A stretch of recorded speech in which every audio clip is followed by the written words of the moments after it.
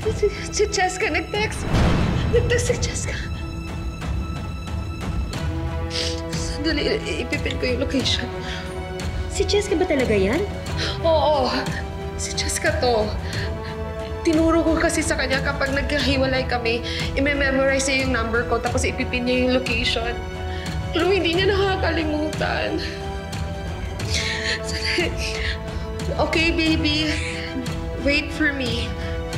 Delete this message.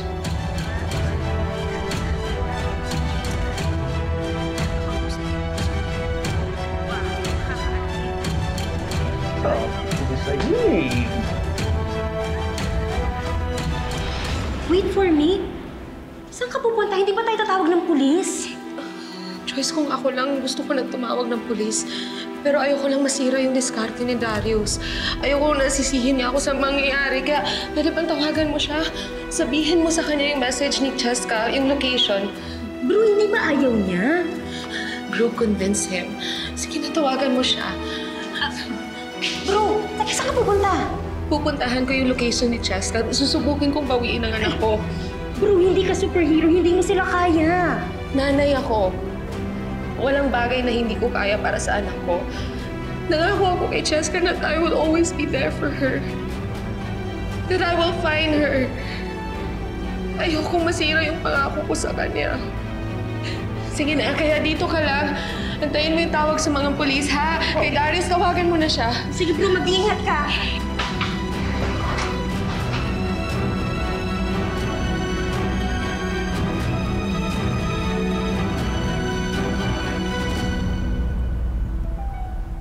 Andiyan ba si Mampara? Nakakaalis-alis lang. Ha? Saan napunta? Anong alam ko dyan? Pero itong nakakagulat, Manang. Oh.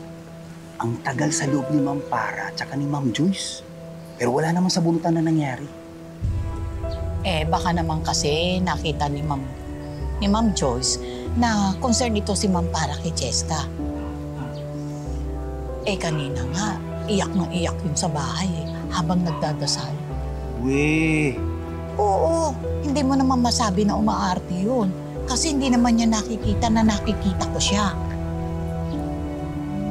Hala, baka nagbago na si Mampara. Sana nga. Huwag na nga natin problemahin yun. Sana mabawi na si Cheska.